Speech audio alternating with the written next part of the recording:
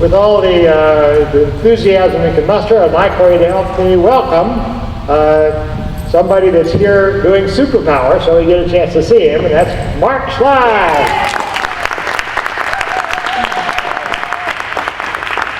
Thanks, Dave. Howdy, everybody. Hi. Well, I thought this was ideal that you guys are having a meeting while I'm here, so I'm glad to come and talk. Don't know what it's about, but I'll tell you how this got going and a couple reasons why I decided to have a group. I needed a group. As an individual, I'm in a Boy Scout. You know, you're always prepared, and I've always been prepared. And then I always tell the story about the Loma Prieta earthquake. That was the one that was during the World Series, if you remember that one. It was 1989 in the Bay Area, San Francisco Bay Area. See, earthquakes are great examples of why be prepared, because nobody has a clue when it's going to occur. And it's sudden, and it can be devastating, and you got what you got. And that's both knowledge, supplies, first aid kits, an idea what the hell to do. Earthquakes are very dramatic. You know, other disasters could be similar too, but you know, we always stick to like natural disasters typically, but there could be economic disasters, there could be terrorist type disasters, there could be disasters of who remembers the Dow chemical plant blowing up in India, or somewhere like that. And we don't hear much about that, but that was pretty devastating. But anyway, disasters can occur. And as Dave was talking about, I think about the free winds, right? They drill. And they don't have disasters. And they're not drilling, they do fire drills, they do all kinds of drills. They're not drilling to postulate a disaster. They're drilling to know what the hell to do if something happened. And guess what? Nothing ever happens. You know, because they're at cost. They're completely at cost. So I go back to this 1989, you know, Boy Scout. I'm prepared. I got 5 kids. We go camping all the time. I'm an expert camper, backpacker, all that kind of stuff, right? And you know, time goes on. You kind of lose a little bit of your preparations, stuff like that. So we have the Loma Prieta quake. Lived in Monterey, which is south of the epicenter, but about the same distance from the Bay Area, from the epicenter. No damage, none whatsoever. But there is no power. Okay, no big deal. This will be great. I'll get, you know, come home. Everybody's outside. It's still daylight. It's going to get dark. Well, you know, the first thing that was the biggest thing, there is no information. I knew it was bad when I turned the radio on in my truck to go home from work, and there's no radio stations. None. Not a one. And I'm zooming up and down the thing, and I'm not getting any radio stations. And then you get the emergency broadcast network, which doesn't tell you nothing, because they don't even know what happened.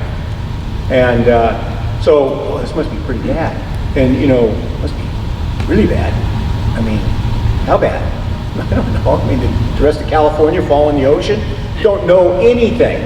But there's no power, so you're driving home and get home and, okay, still don't know anything. And now they said, there's been an earthquake.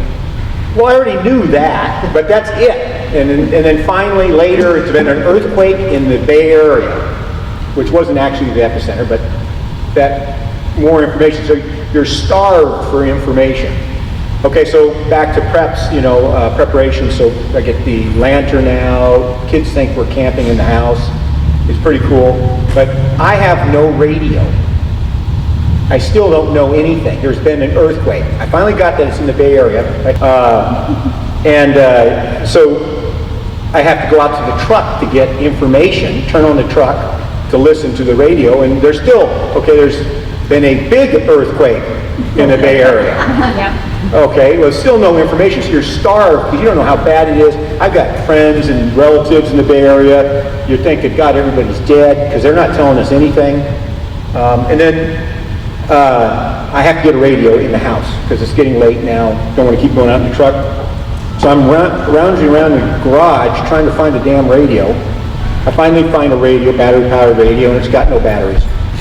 So, you know, here I am, Mr. Prepared, and I had gotten completely out of prepared, just on something so basic as a radio to hear what the heck is going on. So I finally found some C batteries, some D batteries, some Penlight batteries, and I happen to know a little bit about things, and so I wired them together with wire and tape and put it on the stove and got the radio to work. So now I got a radio in the house.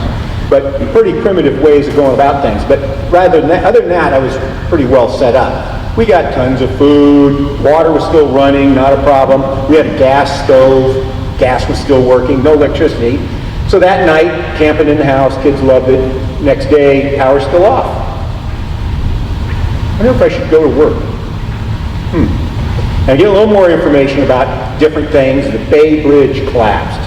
Whew, that's bad. And you know, the double-decker freeway collapsed and buildings are sinking and going, geez Louise. And well, there's no power, I guess.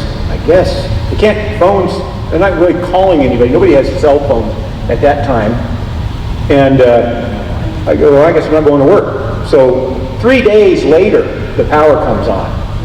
And it's interesting after 3 days because you're going, well, I'm not going to work, but today we don't know anything. A lot of people don't even have food in their house. So they have nothing. They eat every day. They either go to the grocery store and get dinner, or they go out to eat. Well, these places are all closed. Every one of them is closed. So that guy's got nothing. So it was interesting. I need batteries, right? So 6 months later, you couldn't buy a battery in Monterey County. Still, 6 months later. They were gone before they got off the truck. Wow. So generators, same thing, couldn't get a generator. And then I worked construction, couldn't get a backhoe equipment because those were all gone. Just interesting things that you're not usually used to. And we had no problem in Monterey. Nothing happened. No power, that was it, simple. But the grocery stores don't open, the gas stations don't open, stuff like that. Some of you probably have been in experience like that. But it was interesting that, you know, if you don't have any supplies, you're not going to be ready for anything. If you haven't even thought this through, you're not going to be ready for anything.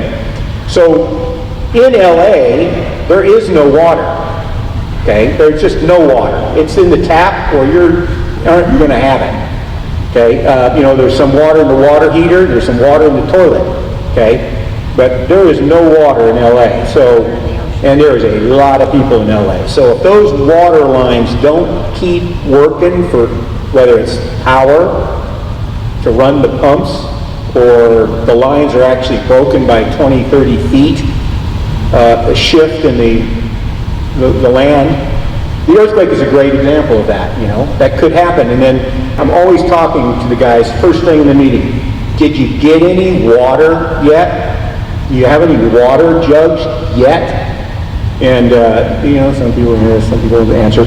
But that's the number one thing, because we take it for granted you're going to have water. Electricity, okay, you can live without electricity. So there's a certain urgency that needs to go in on these preps. And, you know, we're such a complacent society. It's so easy to survive. It's so easy just to go along. But, man, you're not going to Costco the next day after an earthquake. It's not happening. So you either have what you have or you don't. So I'm well prepared, I'm well set up, and thinking, that was all great, but then I realized, come to realize that, I need a group. Groups survive better than individuals. So that's where this started. In my mind, is started with, I need a group. I need a group of people, and I want my friends to survive and stuff like that. And then had a bunch of meetings with just some friends. A lot of them were WOGs, and it was going along, and we were really into it. Some of them are really into the end of the world completely, and they're going to run up into the mountains and stuff like that. And I'm thinking, oh, these guys have never been in the mountains. They've never been there, apparently. It was a weekend trip to the mountains or something. But man, it is not what you think it is. So if you're there for a long period of time, I can't even imagine that. And I am a freaking expert, sort of. And then, with 5 kids in the family, and not to mention other relatives and stuff, I don't know how that's even workable at that point. So here we go to our, get out of town kind of place, like the farm or something that we're trying to put together in LA, similar kind of thing, because if you do need to leave, you need to go somewhere. That's kind of important. But before we got to that, it was, how do I even keep a group together? And